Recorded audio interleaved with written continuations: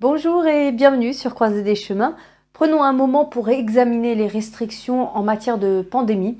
L'Arabie Saoudite a annoncé ce qui pourrait être les restrictions les plus strictes au monde en matière de virus, les personnes non vaccinées étant interdites dans presque tous les lieux publics. Le ministère saoudien des Affaires municipales et rurales a annoncé cette semaine qu'à partir du 1er août, les personnes non vaccinées ne pourront plus entrer dans les centres commerciaux, les zones d'achat, les marchés, les magasins de détail.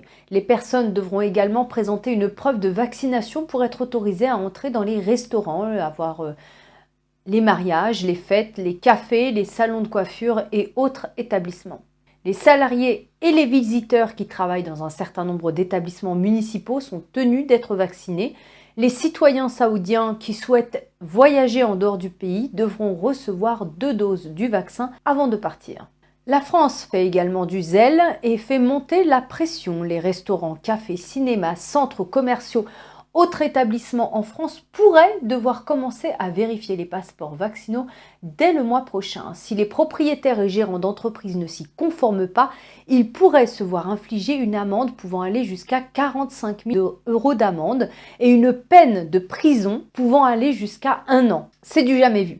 Le passeport prouve que vous avez été entièrement vacciné, que vous êtes immunisé ou que vous avez été testé négatif au cours des dernières 48 heures. Quant aux clients qui n'ont pas de passeport vaccinal, ils peuvent se voir infliger une amende de plus de 12 000 $ et risquer jusqu'à 6 mois de prison. Des milliers de résidents français protestent contre la demande du gouvernement concernant les passeports vaccinaux. D'ici la fin septembre, les travailleurs de la santé qui ne sont pas vaccinés pourrait être licencié. L'Italie suit donc les bonnes traces de la France. À partir du mois d'août, les résidents devront présenter un laissez-passer vert prouvant qu'ils ont été vaccinés ou que le test de dépistage du virus est négatif pour avoir accès aux salles de sport, de cinéma, etc. Un déploiement similaire en France a suscité une vive controverse. Les deux pays ont vu des protestations à la nouvelle. Et malgré les vaccinations, les cas de virus continuent d'apparaître dans le monde. En Angleterre, le port du masque obligatoire a disparu. Le Premier ministre a levé la quasi-totalité des restrictions sur le Covid dans un contexte d'augmentation des cas dû à la propagation du variant Delta. Quant aux États-Unis, l'Académie américaine de pédiatrie a publié de nouvelles directives sur le Covid à l'intention des écoles qui soutiennent l'apprentissage en personne et recommandent, entre autres, le masquage universel à l'école pour toutes les personnes âgées de plus de 2 ans. Lors d'une réunion publique télévisée sur CNN à Cincinnati, dans l'Ohio, M. Biden a déclaré que le CDC va dire que ce que nous devrions faire, c'est que tous les enfants de moins de 12 ans devraient probablement porter un masque à l'école. C'est probablement ce qui va se passer. Ensuite, les personnes de plus de 12 ans qui peuvent se faire vacciner. Si vous êtes vacciné, vous ne devriez pas porter de masque. Si vous n'êtes pas vacciné, vous devriez porter un masque. Fin de citation. La directive actuelle des CDC sur le port du masque recommande que les masques soient portés à l'intérieur par tous les individus âgés de 2 ans et plus qui ne sont pas complètement vaccinés. Les enfants de moins de 12 ans qui ne peuvent actuellement pas être vaccinés, Moderna et Pfizer ont tous deux commencé les essais de leur vaccin pour les enfants de moins de 12 ans en mars et les résultats sont attendus pour l'automne. M. Biden a déclaré que les vaccins pour les enfants de moins de 12 ans seraient bientôt approuvés. Et Biden a suscité un vif débat lorsqu'il a affirmé lors d'une réunion publique que les personnes vaccinées ne pouvaient pas contracter le virus. Lors de la même réunion publique, M. Biden a déclaré, je cite, « Nous avons une pandémie pour ceux qui n'ont pas été vaccinés. C'est aussi basique, aussi simple que cela. » Il a poursuivi en disant, « Vous n'allez pas attraper le Covid si vous avez des vaccins. Si vous êtes vacciné, vous ne serez pas hospitalisé, vous ne serez pas dans l'unité de soins intensifs et vous ne mourrez pas. » Fin de citation. Biden a aussitôt ajouté « C'est peut-être possible, mais je n'en connais aucun qui soit hospitalisé en soins intensifs ou qui soit décédé. Je peux donc dire au moins que même s'ils l'ont contracté, et ce que je regrette, c'est un pourcentage minime et cela ne met pas leur vie en danger. » Fin de citation. Or, selon les données publiées par le CDC, plus de 5000 personnes entièrement vaccinées ont été hospitalisés à cause du virus à la date du 12 juillet. Les données indiquent également que plus de 1000 personnes entièrement vaccinées ont contracté le virus et en sont mortes. ce qui représente près de 20% des personnes hospitalisées. Et encore, les responsables de la santé affirment que la déclaration est volontaire et que le nombre est probablement sous-estimé. Dans une mise à jour le 1er mai, le CDC avait déclaré que les responsables de la santé ont cessé de surveiller tous les cas signalés de percée vaccinale pour se concentrer sur l'identification et l'investigation des seuls cas hospitalisés ou mortels, quelles qu'en soient les causes. Le CDC déclare sur son site web, je cite, « Les cas de percée vaccinale sont attendus. Aucun vaccin n'est efficace à 100% pour prévenir la maladie. Les cas de percée sont les cas de virus qui apparaissent parmi les personnes entièrement vaccinées. Les décès au sein de la population sont appelés les décès de percée. Les responsables israéliens ont déclaré fin juin que lors d'une récente épidémie de Covid, environ la moitié des adultes infectés étaient entièrement vaccinés. Et quelques autres chiffres intéressants. Le nombre de décès suite à la vaccination a augmenté vendredi dernier sur le site web du CDC. Il a presque doublé, passant d'un peu plus de 6 000 à plus de 12 000 en une semaine. Mais le CDC a annoncé qu'il s'agissait d'une erreur et a révisé le chiffre à moins de 6 000, soit 5 913 exactement. Maintenant, prenons un moment pour regarder les cas de percée dans les États. Depuis décembre 2020, le New Jersey a enregistré 49 décès par percée chez les résidents entièrement vaccinés.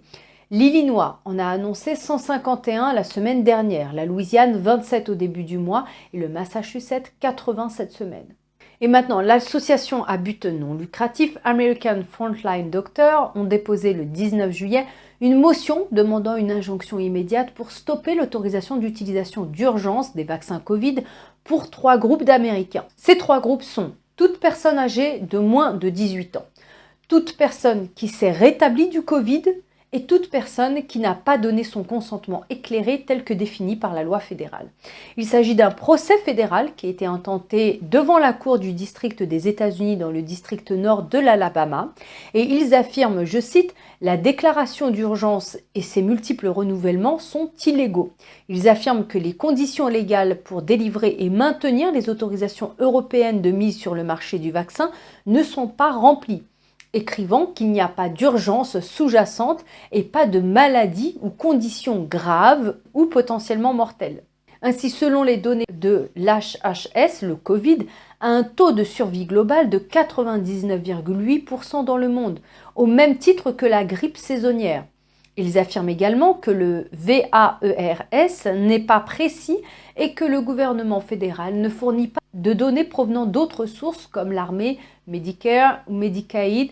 John Doe, un programmateur informatique spécialisé dans le domaine de l'analyse des données sur les soins de santé, a déposé une déclaration sous serment indiquant que le nombre réel de décès après la vaccination par le Covid est d'environ 45 000. Elle déclare, je cite, « Selon mon estimation professionnelle, les bases de données, bien qu'extrêmement utiles, est sous-déclarée par un facteur prudent d'au moins 5. » Elle poursuit en disant « J'ai interrogé les données des demandes de remboursement de soins médicaux du CMS concernant les vaccins et les décès des patients et j'ai estimé que les décès survenus dans les 3 jours suivant la vaccination sont plus élevés que ceux signalés dans le VAERS par un facteur d'au moins 5. Cela indiquerait que le nombre réel de décès liés au vaccin était d'au moins 45 000.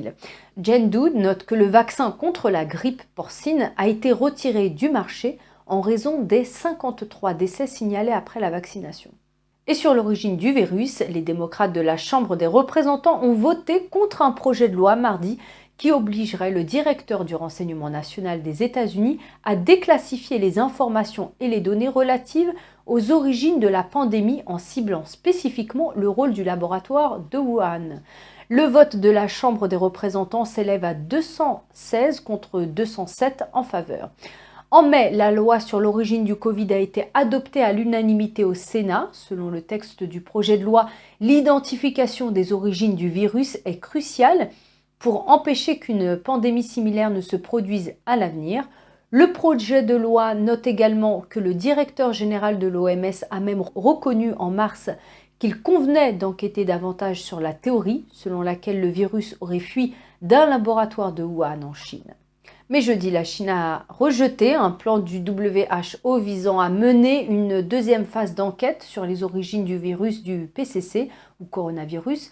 La secrétaire de presse à la Maison-Blanche, Jen Psaki, a qualifié la position du PCC d'irresponsable et de franchement dangereuse. Elle ajoute que les États-Unis ne sont pas les seuls à lancer cet appel dans le cadre de notre engagement renouvelé et de nos efforts pour créer une coalition de soutien dans le monde entier avec nos alliés et partenaires. Elle dit que nous sommes rejoints par la communauté internationale sur ce point, par des partenaires et des organisations multilatérales qui demandent également et font pression sur la Chine pour qu'elle s'engage dans la deuxième phase de cette discussion.